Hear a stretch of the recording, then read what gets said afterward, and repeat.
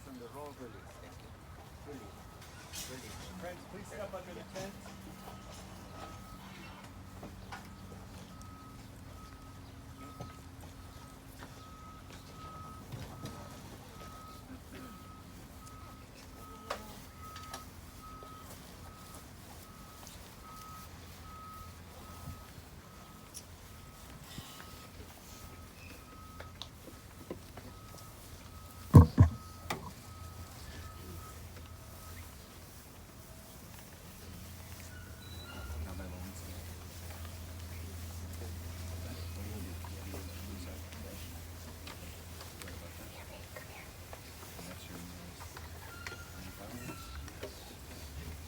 Friends, it is a hot day. We have ice cold water if anybody wants. In this, actually, no, we'll open up. We'll pass it out.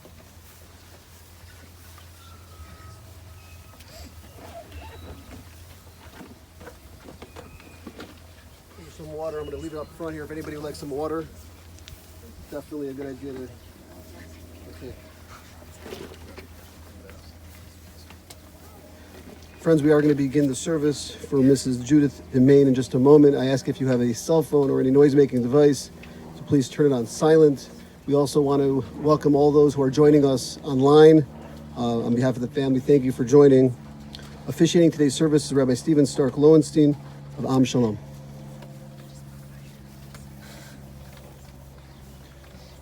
Dear friends, feel free to use the seats.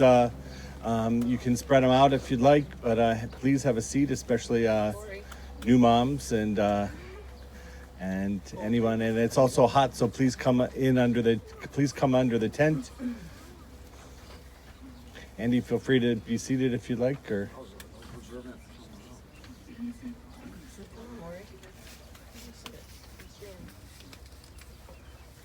Shiviti Adonai lenegdi tamid. I've set the eternal always before me. God is at my side. I shall not be moved. Therefore does my heart exalt, my soul rejoice, my being is secure. For you will not abandon me to death, nor let your faithful one see destruction. You show me the path of life. Your presence brings fullness of joy. Enduring happiness is your gift. Death has taken our beloved Judith Demain. Our friends grieve in their darkened world. In their silence there is lamentation. In their tears there is loneliness. Lost in their sorrow, may they find the presence of loving friends. Hear them, O God, be with them. For Judy's love that united us in life, which death cannot sever. For her companionship that we shared along life's path, which now continues through the tenderness of memory. For the gifts of her heart and mind that brought us joy and happiness, and is now a precious, precious remembrance. For all these and more, we give our thanks to God. In this time of grief, we listen to the voice of our sacred scriptures that brings us the ever-new message of God's nearness. It tells us of our kinship with the Creator in joy as in sorrow, in light as in darkness, in life and in death. Psalm 121. Esai el ha'ri me'ayin yavo Ezri me'im Adonai oseh shamayim ba'aretz. I lift up my eyes to the mountains. What is the source of my help? My help comes from God, maker of heaven and earth. God will not let your foot give way. Your protector will not slumber. See, the protector of Israel neither slumbers nor sleeps. God is your guardian. God is your protection at your right hand. The sun will not strike you by day, nor the moon by night.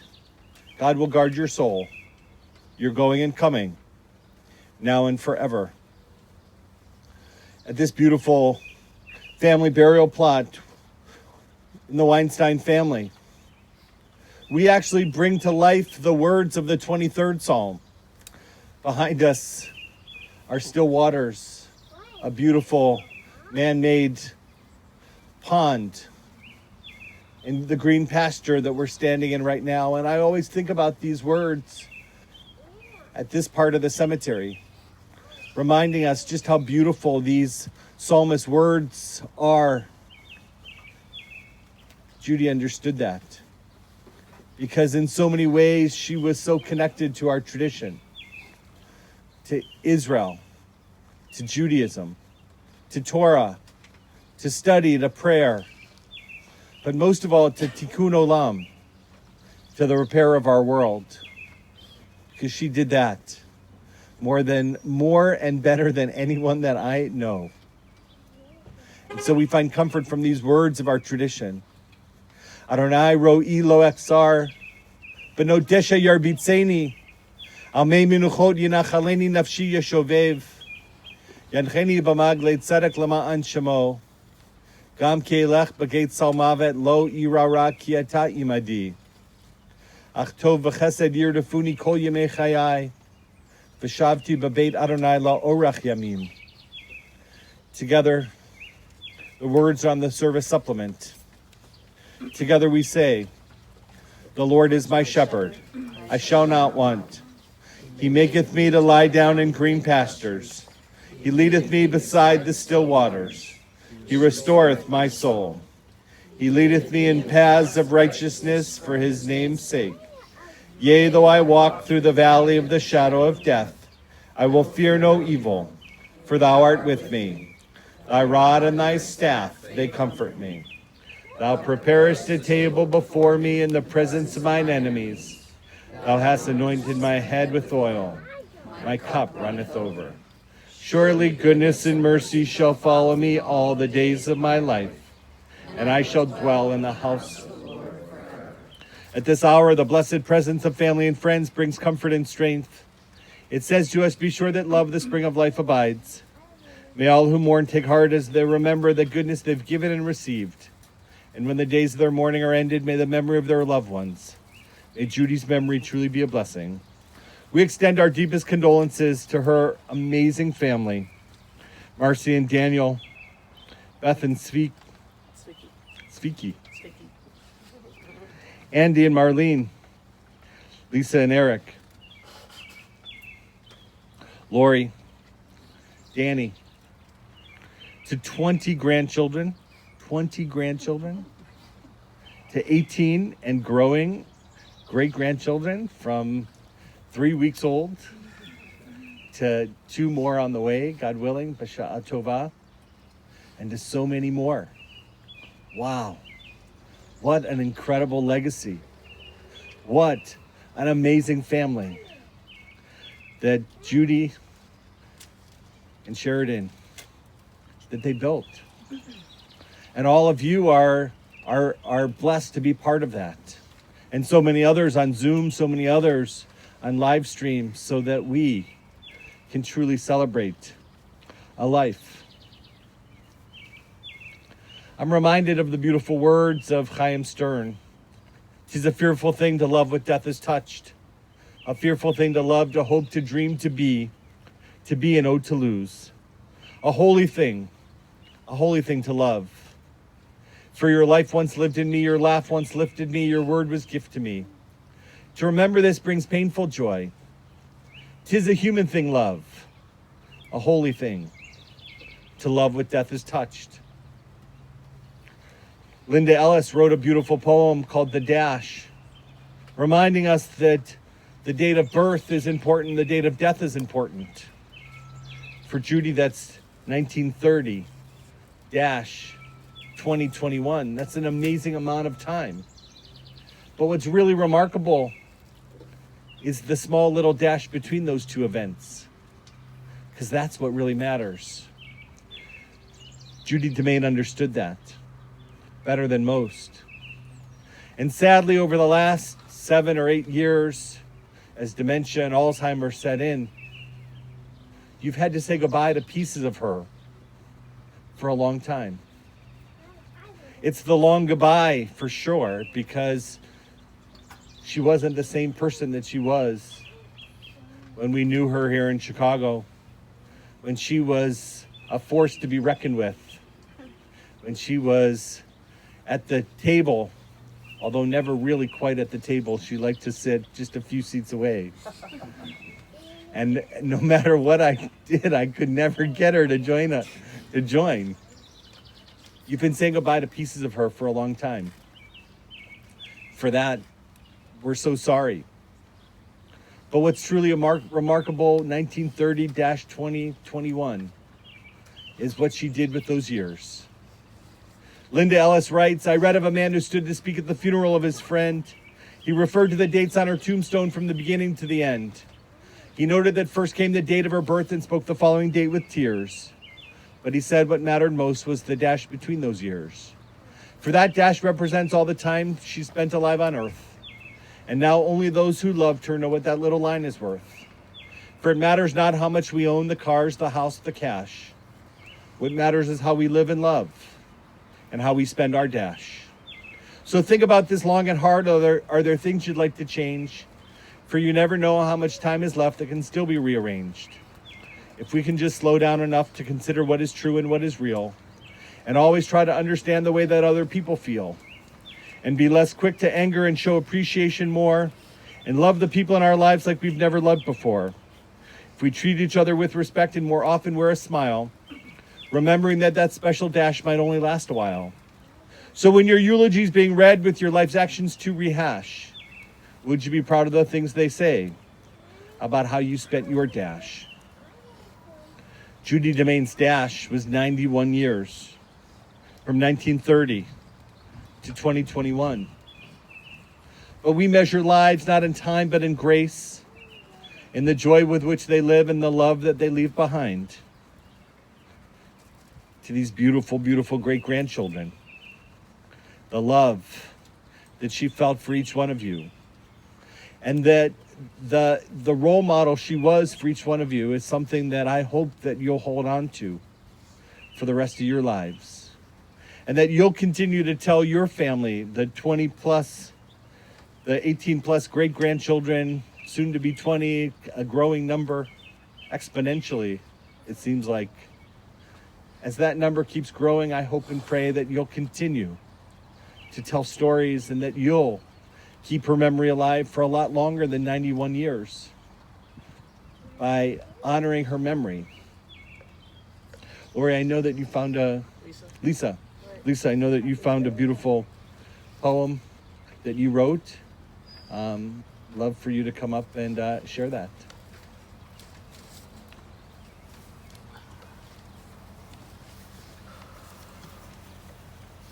I actually wrote this sometime in my 20s, so it was a long time ago when I was in Mom's spirit, you know, how she's always taken care of us. I was sitting on the couch yesterday and it was just like, I have this poem.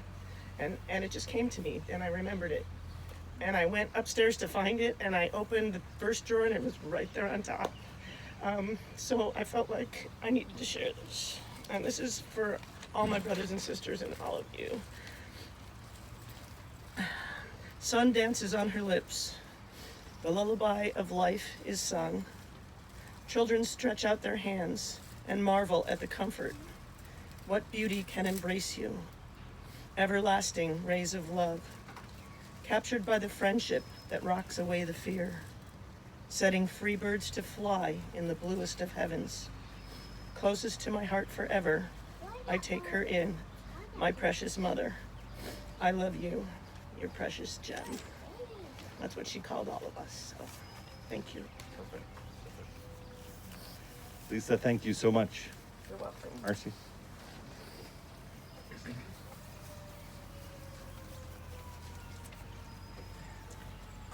We are all very sad today, but it's not a completely new feeling because the woman we all call Grammy was mostly taken from us quite a while ago by dementia. We've held on to the glimmers of her personality that we could see in spite of this disease. Her resistance to being bossed around, as she put it, as we had to take over more of the basic functions of her life. Her ability to play with her little great-grandchildren and to tease and be sarcastic with her caregivers, even when her ability to speak was gone. For me, her death is pushing these images of Grammy to a more remote corner and allowing my earlier memories of my amazing mother to bubble up to the surface. My mother was smart, in the traditional way, earning a master's in math at Northwestern at a time when things like that weren't quite as common, and in the practical way where she could figure things out, construct things, like her needlecrafts. She wasn't just great at sewing. She used to work for a small business in Ravinia making applique pillows from batik fabrics. She saw all of the scrap material that resulted from this project and designed a patchwork skirt using the pieces that otherwise would have been tossed, instead creating a popular article of clothing that they also sold at the store. I still have pieces of that fabric. She was not only great at knitting and crocheting, but she also worked for American School of Needlework Company, testing and designing patterns for their instruction books. My mother was beautiful. All of the early pictures of her and her little sister Maureen attest to that. One of her sorority sisters once told me that Judy was the kind of girl who didn't notice all the attention she got from boys because she was too serious about school, athletics, and sorority community service. Apparently, she did notice the attentions of one particular handsome guy from the Bronx, which is a good thing, or else many of us would not be here. I recently met an alumnus of Hyde Park High School who confessed to me that he and several of his friends had mad crushes on the cute math teacher, Mrs. Demain. My mother was an athlete.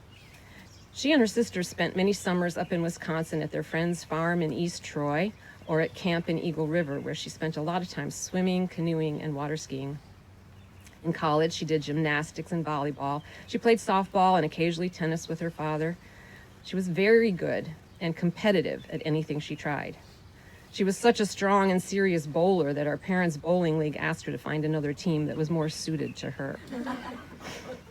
My mother was very strong physically in how she just accepted or didn't seem to feel physical pain. She told me childbirth was not that painful and I probably wouldn't need any drugs. That didn't really work for me, but that was her experience. She actually drove herself from Highland Park to Mount Sinai Hospital while in labor with her last delivery.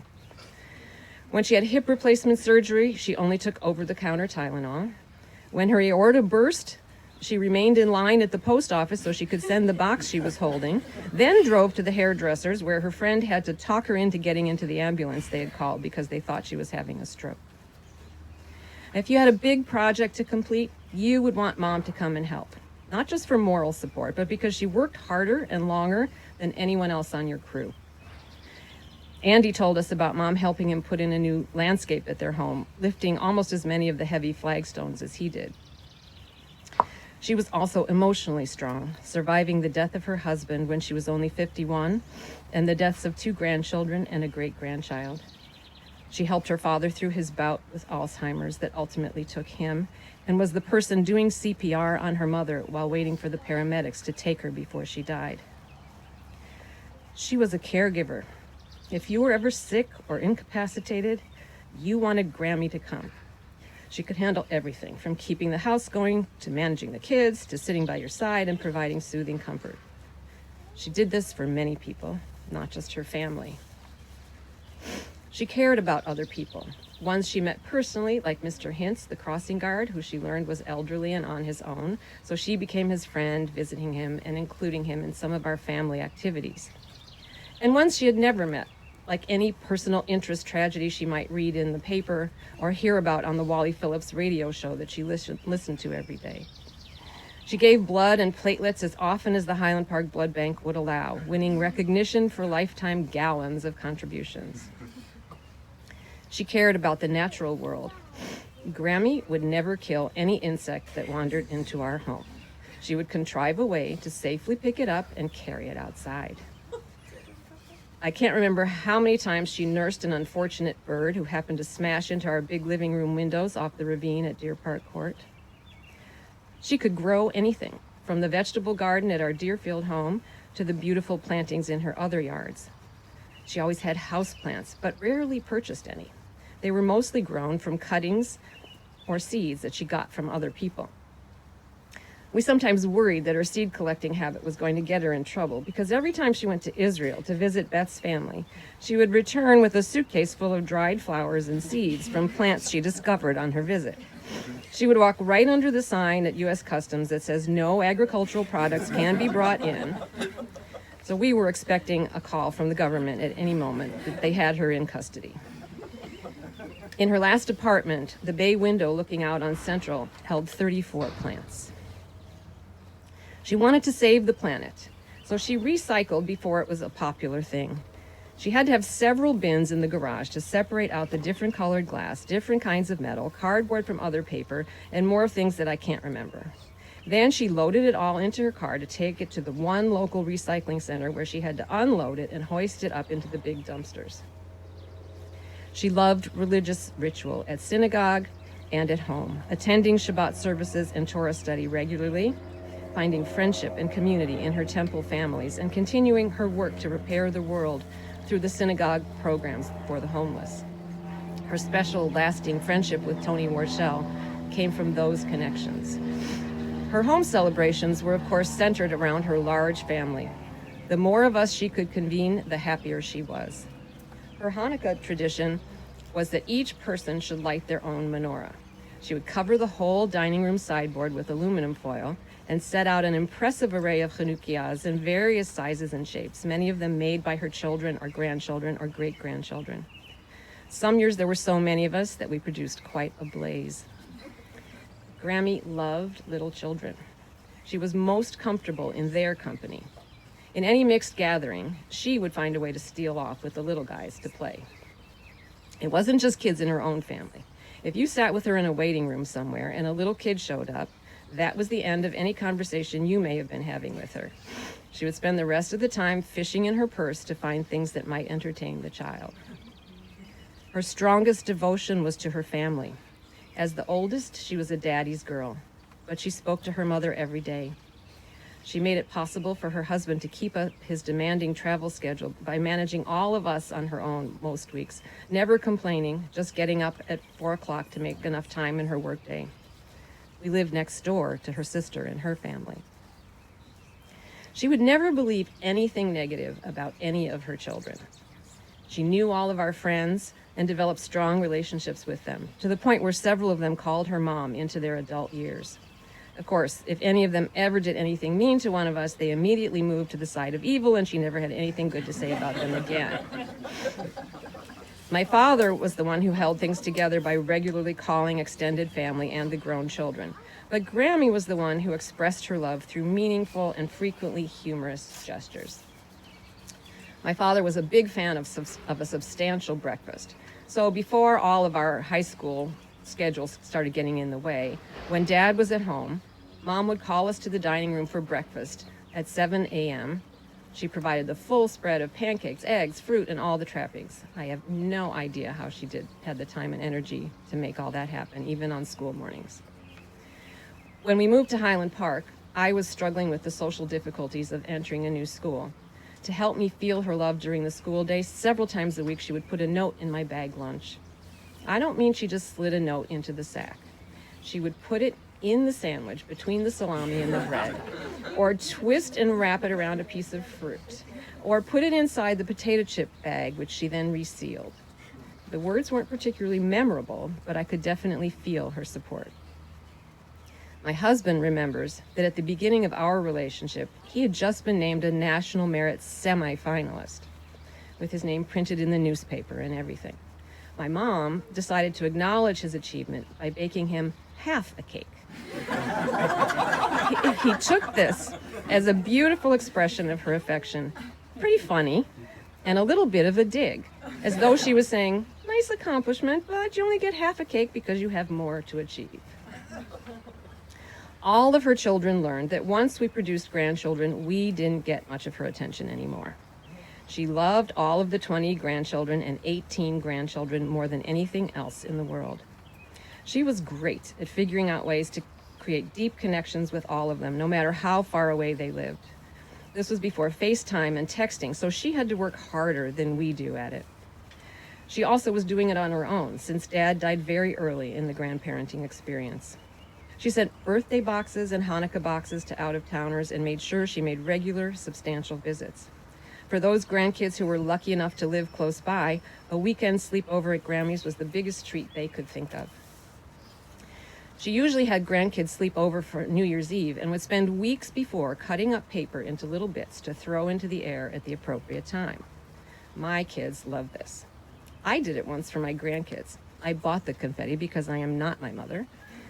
After I spent the next 4 months vacuuming up stray confetti, I swore I would never do it again. But she did it every year. She had a tradition of crocheting or knitting an Afghan for each of her grandchildren. She started with the oldest and worked her way down. The process was that she would pull out all of the Afghan instruction books from ASN that she had, and the child would select the one that she had 9 granddaughters before she had a grandson, or he liked most, and also choose the colors. During several of these projects, she would comment to me that she really hated doing granny squares because of all the sewing, or the appliques were really difficult to get right. And each time she said this, I would strongly suggest that she only show the child patterns that she would be more pleased to be working on. She would never do it. She wanted them to have all of the possibilities. She was especially lucky to have been able to have real relationships with many of her great-grandchildren. They remember her babysitting for them or playing with the toys she still had, even at her last apartment, or visiting her at the assisted living facilities to brighten her days. We have a dear friend who is an expert on collective memory. She has taught us how important and powerful these memories can be, especially when they are all brought together. We will begin this work starting today as we share and preserve our Grammy stories. Her memory will certainly be a blessing. I want to end with a quote that was sent to me by one of my friends who knew Grammy well. I'm fooling only myself when I say my mother exists now only in the photograph on my bulletin board, or in the outline of my hand, or in the armful of memories I still hold tight. She lives on beneath everything I do. Her presence influenced who I was, and her absence influences who I am. Our lives are shaped as much by those who leave us as they are by those who stay. Loss is our legacy. Insight is our gift. Memory is our guide. Thank you. Are there any other family members that would like to say a few words?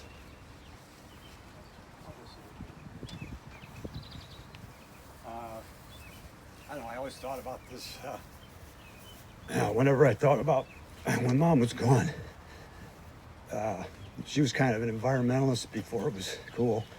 And I just always remember her teaching me about how the American Indians would always use every piece of the buffalo.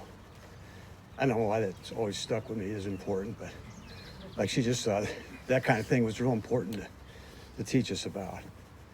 And I don't have a good entry and exit here. That's just what I wanted to say. Perfect. Anyone else?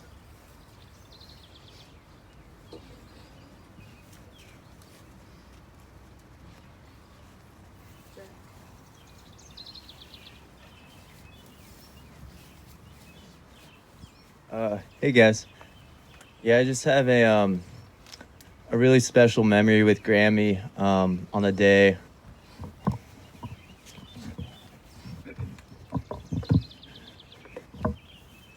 I was at my parents' house in Ohio with my dear friend Matt, and we really wanted to learn how to do a Rubik's Cube. And it's not a small endeavor for two 12-year-olds, so after about 8 hours of YouTube videos, my heart was so touched to still have Grammy there, not just pretending to be intrigued out of love, not just seeming to be genuine out of love, but truly, genuinely there, interested, with full love in her heart, and just happy to be with me and my best friend. And her mind was so beautiful like that, and her love spread across bounds like that. And it's those memories that keep living on. There was a recent scientific study that gene sequenced an elm tree that fell in the forest, and over 1 year, the genes of that elm tree was found in 100,000 different species. So whatever your outlook on life is, whether it's spiritual, scientific, deeply rooted in any tradition, it's beautiful to know that life is not an end point, but a continuation of something beautiful. I love you, Grammy. I love you guys. That was amazing. Thank you. Truth be told, there are so many others that could come up here and say words because of the genuine, unique relationship you had with Grammy. Simon and Garfunkel once wrote, "Time it was, and what a time it was. A time of innocence, a time of confidences. Long ago it must be, I have a photograph. Preserve your memories, they're all that's left you." Marcy, I was so struck by the comment that you said that we're so much more than just those memories, and that kind of we live on. And that statement about the elm tree continues to live on. And that's beautiful. That's so perfect. To the 18 great-grandchildren and more on the way, I start my words with a story that happened right here at this cemetery. And I want you to listen very carefully. We were at another section. It was a beautiful day. And girls just about your age were here to bury their grandmother and their aunt and their cousin, and they had all come together. And they saw the hole in the ground and the tractor and the big pile of earth and the shovels. And a little girl turned to her cousin and said something that I'll never, ever forget. She turned to her cousin and she said, "Hey, B, let's go see where they're going to grow your grandma." And I heard those words as clear as day, and I was all set to be the rabbi and tell those girls what was about to happen. And as I thought about it for a moment, not knowing the story about the elm tree, I realized that that's exactly what we do. We return someone to the earth like we take a plant and we take care of it. If we just leave them in the earth and we don't take care of it, then they really do die, and they fade away. But if we take care of it, like the 38 houseplants that were on the windowsill garden, you know what? They do continue to grow. And so many people here in this tent, so many people on live stream have their own wonderful memories of Judith Demain. And keep sharing those. Let those memories continue to grow. And in doing so, you keep her memory alive. And her soul is transformed. And it's here, it's in Israel, it's in Ohio, it's everywhere. Because at every funeral I've ever officiated at, I've said the following words: the dust returns to the earth, the spirit, the soul returns to God. It's only the house of the spirit which we placed within the casket. It's only the house of the spirit, the vessel that held her soul, that we return to the earth. The spirit, the soul, can never die. She knew that. She knew that better than most. For in the 20 years that I knew her, Judith Demain was strong. She was giving. She was always taking care of someone else. From the community to her family, to her neighbors, to her friends, there was always someone who needed to be taken care of, and Judy was there. And no one did it better than your mom. No one did it better than Grammy. She gave blood as frequently as she was allowed to. She was a woman who served the homeless, who collected shoes, who made sandwiches, who did whatever was needed when it was needed. That was Judith Demain.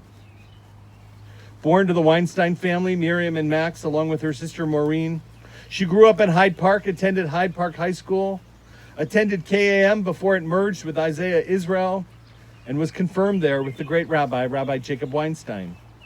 No relation. She was a great student, got a BA in math at Illinois, a master's in math at Northwestern, and ended up teaching at the very high school that she went to. She loved kids. She loved and taught at a time when you weren't allowed to be pregnant and teach at the same time. So what did she do? She hid her pregnancy for as long as she could, until literally her stomach was resting on the blackboard. Someone noticed it, and she had to leave. That was Judy. Her dad owned a drugstore at State in Delaware, and it was at U of I that she met Sheridan, a chemical engineer, a handsome veteran, a New York Jew from the Bronx. They were married at Rodfei Tzedek with Rabbi Simon, and then went to the mountains of Denver for a honeymoon, where the sun in the mountains is so strong that Sheridan was badly sunburned. What a family. With 6 wonderful children, with 20 grandchildren, with 18 great-grandchildren. What a legacy. What a story that keeps growing. And when it came to children, there was no such thing as too many. If she could have had more, she would have had more. That was Judy. She was everyone's mother, everyone's room mother. Girl Scout cookie regional delivery director. Your garage was filled with Girl Scout cookies. She loved children. And she loved being a grandmother and spoiling her grandchildren. She had an amazing candy drawer, which so many of you had access to. And I love the story of New Year's Eve and the confetti. As a Grammy, she developed a strong, deep relationship with everyone. She was in tune with your needs, and she was so natural. She had great memories of the times that she spent with you and that you spent with her. While never raised in a religious household, Sheridan and Judy made Judaism important for family members.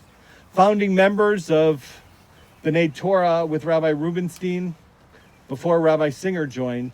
And in the late 70s, after Am Shalom was founded a few years before, Sheridan and Judy joined and found Rabbi Kudan very connected and comforting.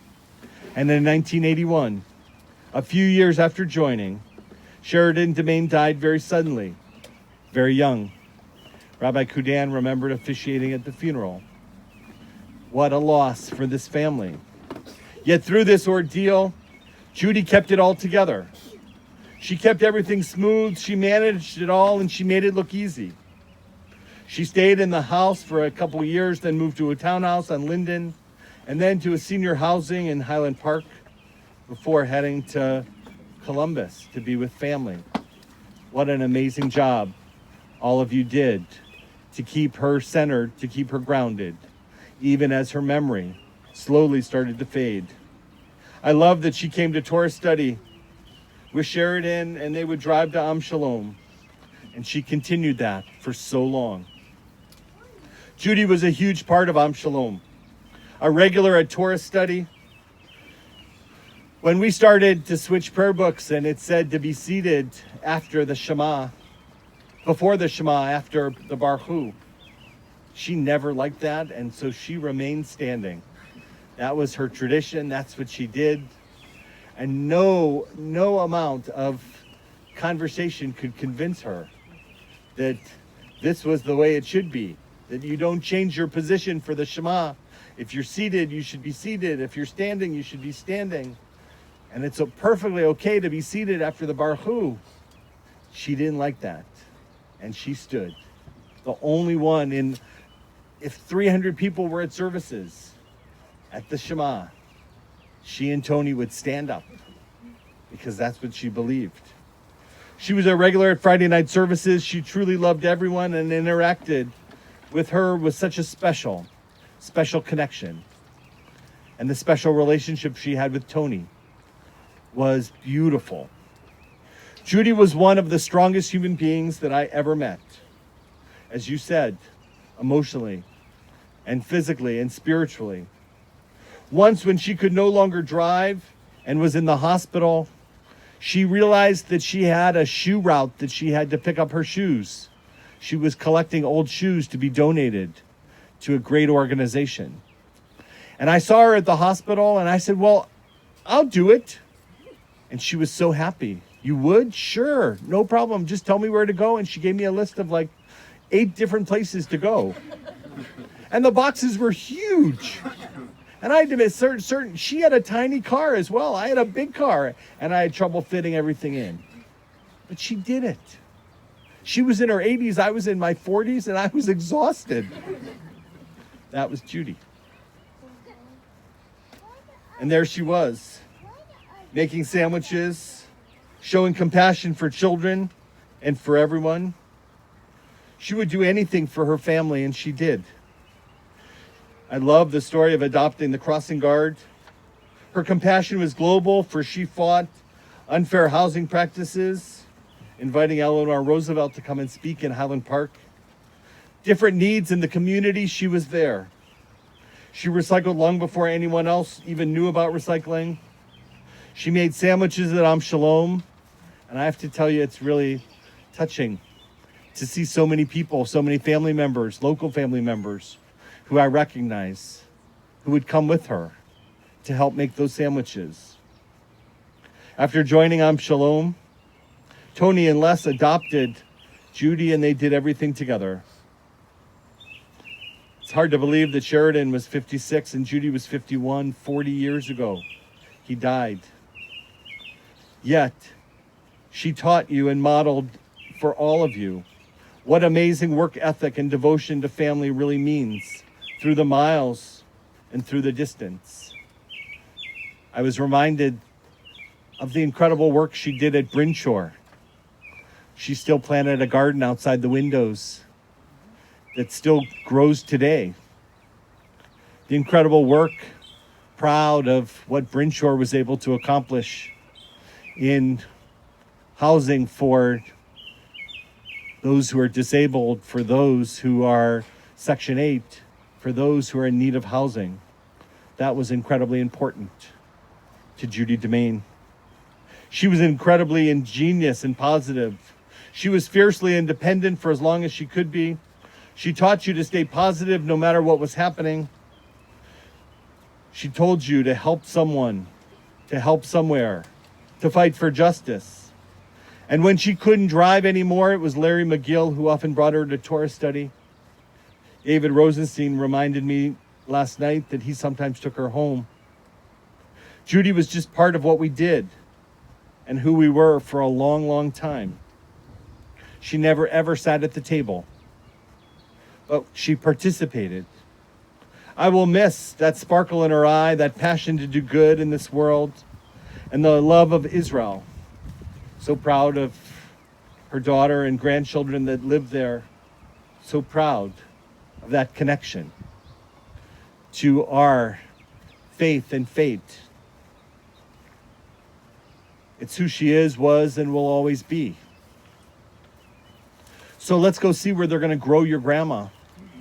To me, is exactly what we need to do. And we're going to start that off by placing 38 flowers into the grave. We're going to start that off by 38 flowers representing 20 grandchildren and 18 grandchildren. Maybe we should do 39, one for good luck, as the family keeps growing. From a 3-week-old to her oldest daughter to her oldest relative. She spanned the generations. She made this world better. And though we've had to say goodbye to pieces of her, today, the finality of today is real. I love the words of a Native American teaching that says, "And if I go while you're still here, know that I live on, vibrating to a different measure, behind a thin veil you cannot see through. You will no longer see me, so you must have faith. I wait for the time when we can soar together again, aware of each other. Until then, live life to the fullest, and when you need me, just whisper my name in your heart. I will be there." That makes such sense for your mom, because she will truly be there. When I come to the end of the road and the sun is set for me, I want no rights in a gloom-filled room while I cry for a soul set free. Miss me a little, but not too long, and not with your head bowed low. Remember the love that we once shared. Miss me, but let me go. For this is a journey we all must take, and each must go along. It's all part of the Master's plan on a step to the road to home. So when you're lonely and sick at heart, go to the friends we know and bury your sorrow in doing good deeds. Miss me, but let me go. And the final poem is about nature. These things I know, how the living go on living and how the dead go on living with them. so that in a forest even a dead tree casts a shadow, and the leaves fall one by one, and the branches break off in the wind, and the bark peels off slowly, and the trunk cracks, and the rain seeps in through the cracks, and the trunk falls to the ground, and then the moss covers it.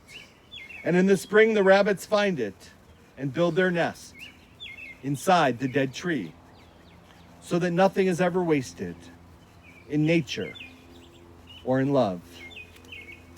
Nothing is ever wasted in nature or in love. We lower the casket to its final resting place, remembering the words of Ecclesiastes that I said earlier. The dust returns to the earth. The spirit returns to God who gave it. It's only the house of the spirit which we place within the earth. The spirit itself can never die. Receive in love, O God, the soul of our departed. Grant her that everlasting peace which you have prepared for us in the world to come. Though no human eye has seen, nor ear has heard, nor mind has grasped it, still it is our sure inheritance, our everlasting portion. O God, help us understand that grief and love go hand in hand, that the pain which loss inflicts is the measure of a love stronger than death. Though we cry in the anguish of our hearts, may we be like children, like that beautiful, beautiful great-grandchild just 3 weeks old, who knows that their parent is near, and who cling unafraid to the trusted hand. In the Spirit, O God, do we commit all that is precious to us to your keeping, as we offer the words of our tradition. Please rise.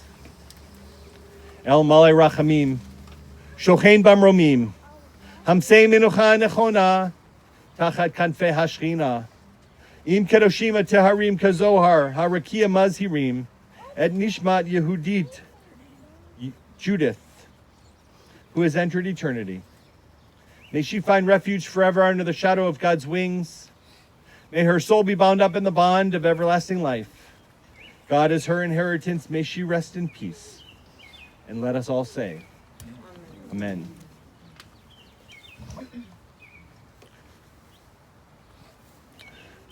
The first earth we add is earth from the land of Israel, a place that she truly loved.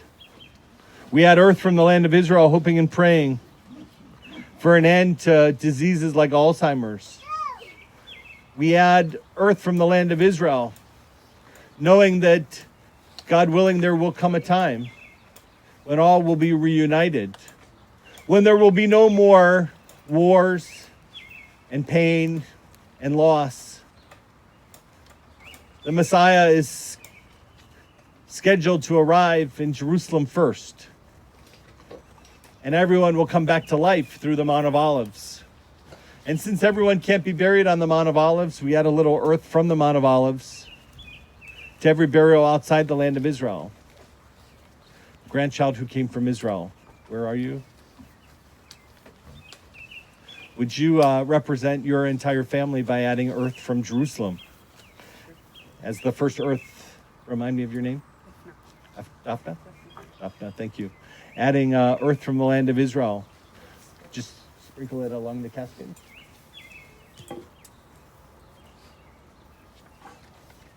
Hoping and praying for a world truly at peace. Most of the time when we hand out flowers, families pick 38 red roses or yellow carnations or whatever it is. I love the fact that you pick 38 different flowers to represent just how different each grandchild, each great-grandchild is. And each one of you had your own unique relationship with her. No two flowers are the same. Each one of you, you have your own relationship. We also are adding earth from, is it Idaho? Some rocks and some earth from Idaho as well.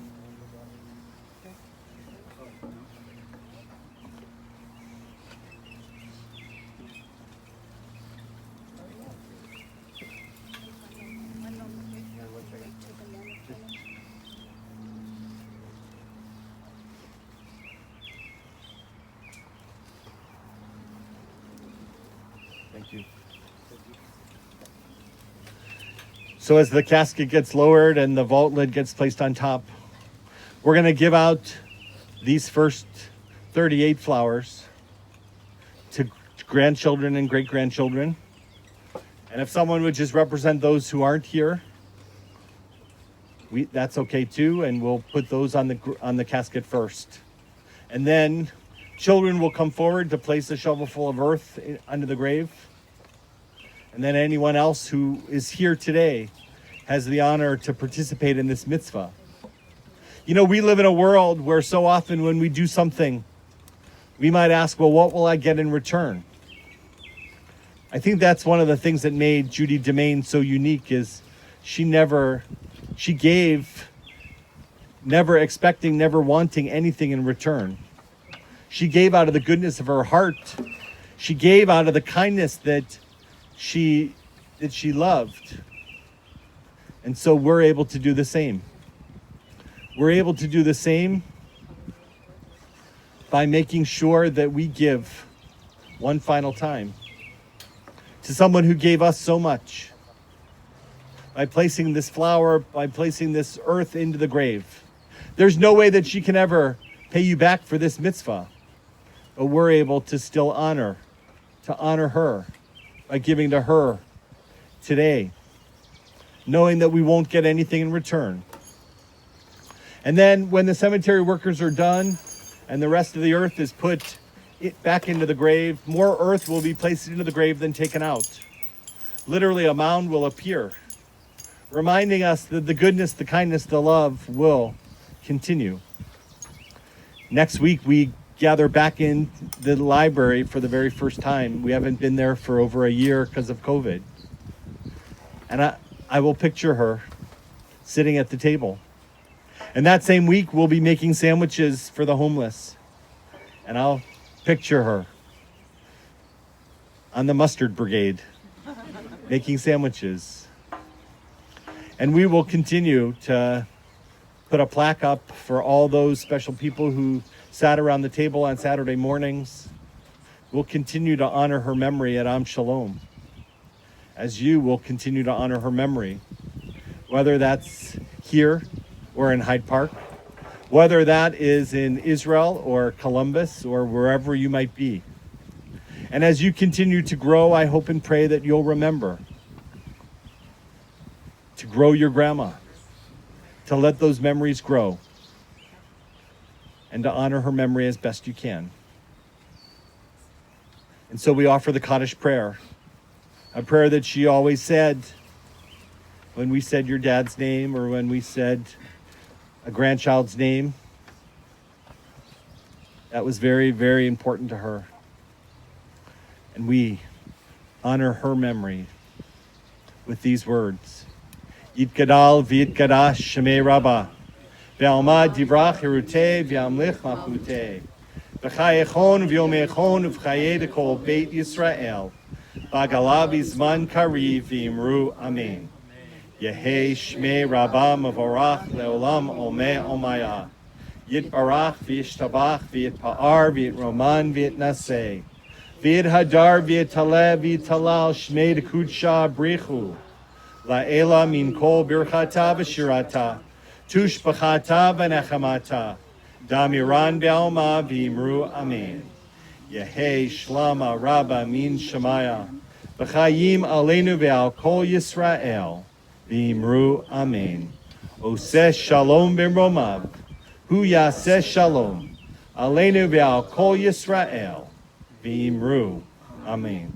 May the source of peace send peace to all who mourn and comfort all who are bereaved, and let us say, amen. Oseh shalom b'romav. Hu yaseh shalom aleinu ve'al kol Yisrael.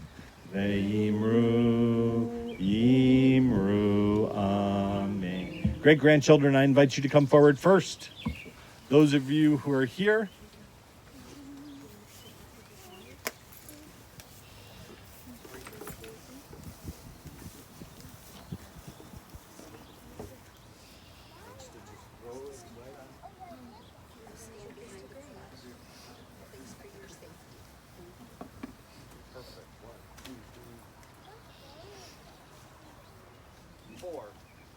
okay.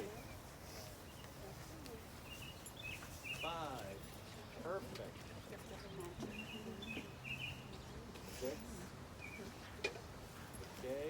Great. Any other great-grandchildren? These are her great-grandchildren? They're in Israel, but they're with us. Absolutely. 9, 10, 11, 12, 13, 14. We need grandchildren.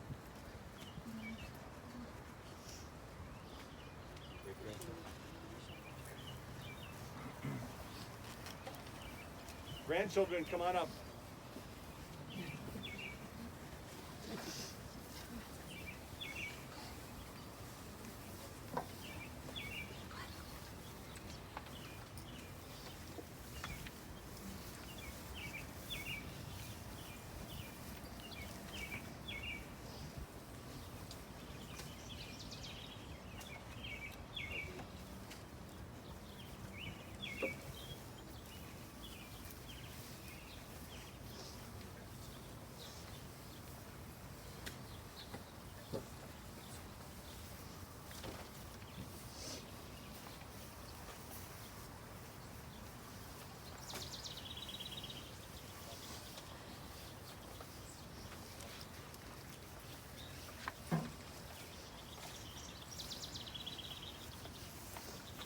Judy's children, I ask you to come forward.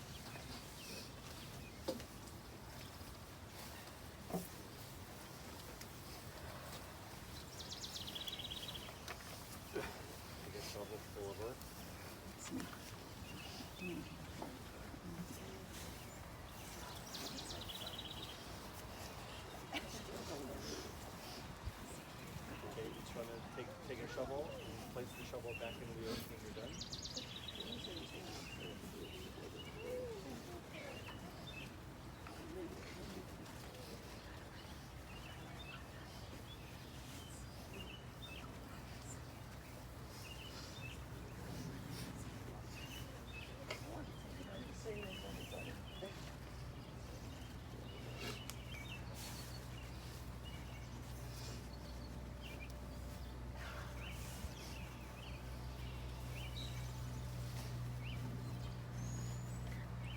The 6 of you have one additional responsibility.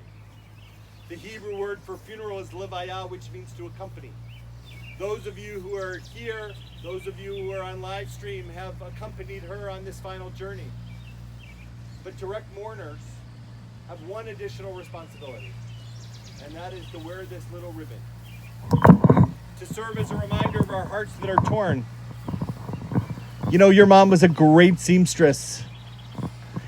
And if she took this ribbon and she tried to repair it, it would still show a mark. There's no way to repair this ribbon after tearing it without showing that there's a small little mark.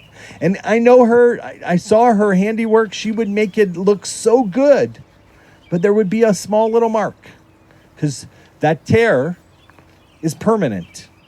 And even though you repair it, it's still there. It's like the story in the Jewish tradition about a diamond that falls down and has a crack in it. And there's no way for the rabbi to repair the crack. So he hires the most beautiful artist to carve a rose using the crack as the stem. So we use those cracks, we use those tears in our hearts. You're going to always remember that small little tear. You're going to have new grandchildren come into your lives. God willing, you're going to have great-grandchildren that come into your lives one day. And you're going to know that you're part of this amazing family. And that heart's going to feel just a little tear. So we make a tear in this ribbon for our hearts that are torn. We say the words of blessing when tearing a Kriya ribbon, Baruch atah Adonai, Eloheinu melech haolam, Dayan ha'emet. We praise you, Adonai, our God, ruler of the universe, Dayan ha'emet, the judge of truth. For after a long 91 years, God has taken her now, and we accept that. From what I hear, she was ready. She was probably ready a couple years ago because her quality of life just wasn't the same. All of you did an amazing job of giving her so much love, giving her such quality, making sure that she had what she needed. But slowly her mind left her and her body gave out. She was incredibly strong and she hung on for as long as she could. But I want you all to know that the good moments are what you remember now. You push, as you said, you push the other stuff aside and you hold on to those moments. And you think about what it is that makes you the person that you are and the families that you created. It all goes back to Sheridan and Judy, and then to Max and Miriam, and to Sheridan's family as well. And we are who we are. We stand on the shoulders of true greatness.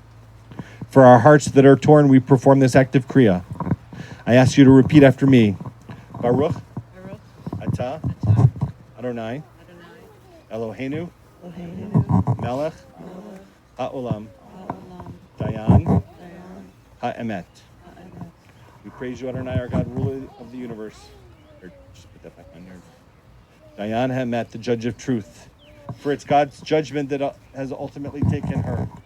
And we accept that. Friends, anyone else who would like to perform the mitzvah may come forward by placing a shovel full of earth from the small buckets into the grave, or a flower if you'd like, as she so loved nature.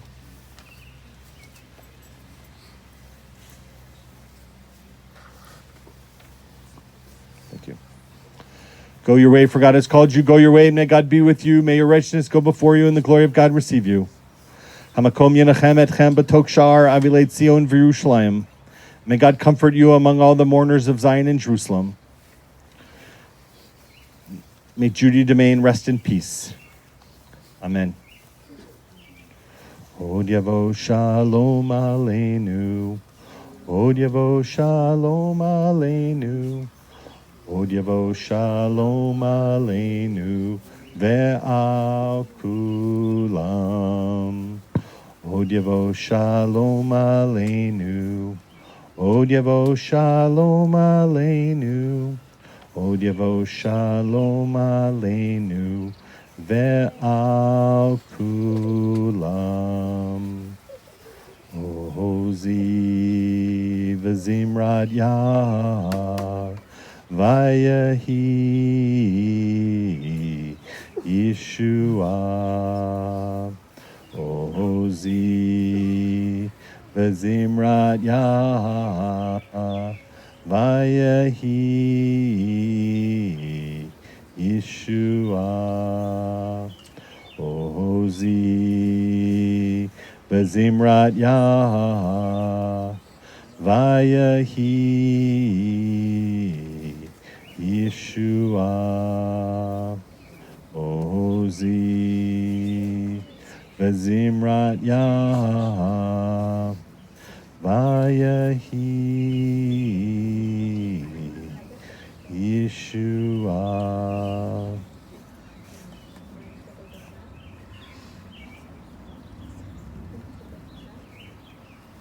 Friends, I have to ask you to repeat these words after me.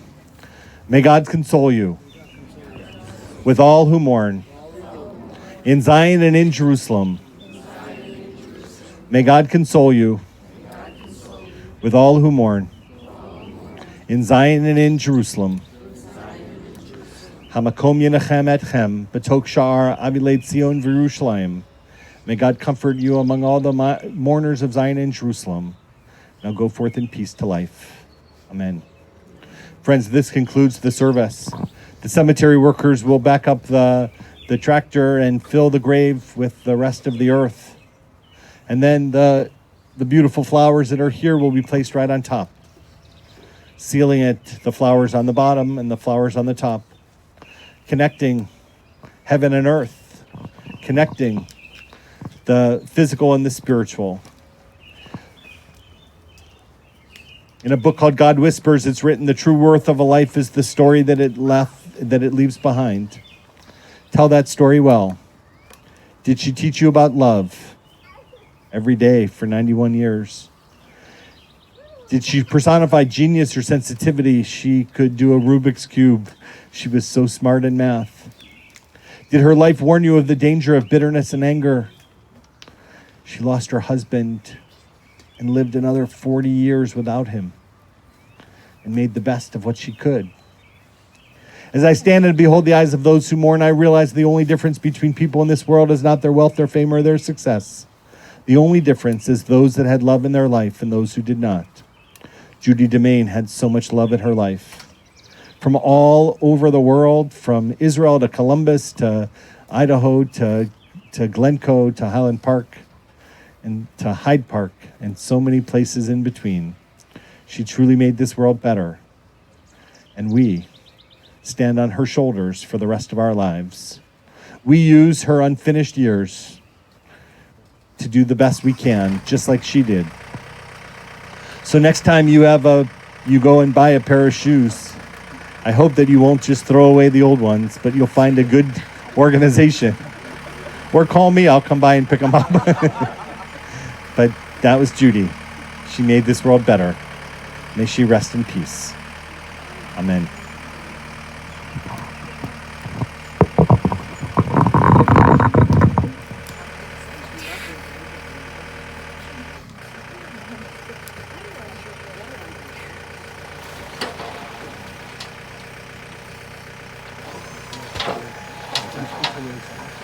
Shiva is at Daniel and Marcy's Wednesday and Thursday, tomorrow and Thursday from 6 to 9:30. And only visitors who are fully vaccinated are welcome to attend. And please make memorial donations to Am Shalom and to the Alzheimer's Association. And share a story on the Chicago Jewish Funerals website on the memory wall for Judith Demain. May she rest in peace.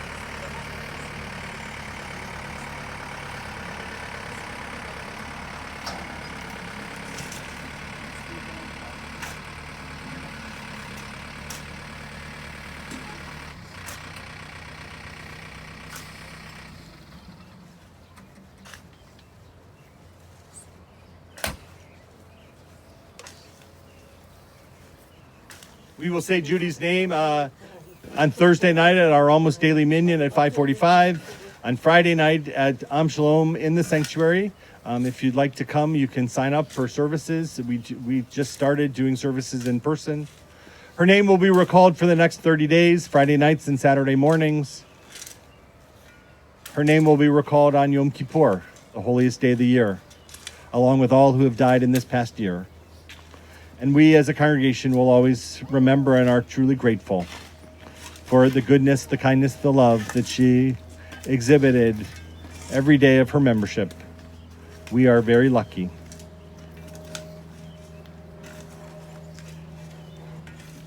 Thank you for streaming with us. Thank you for being with us.